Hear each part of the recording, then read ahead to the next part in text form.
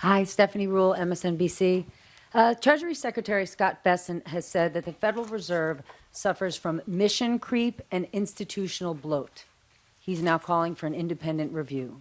Would you support an independent review, or are you open to any sort of reform in any areas of the Fed?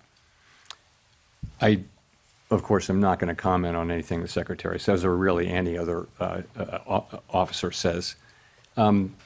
So in terms of reform at the Fed, we just went through a lengthy and I think very successful process of updating our monetary policy framework. I would say there's a lot of work going on behind the scenes around the assets we have in the Federal Reserve Bank system, Federal Reserve system, and at the board. Are they the right size? We're actually going through a 10% 10% headcount reduction through the whole Fed, including the board and all the reserve banks.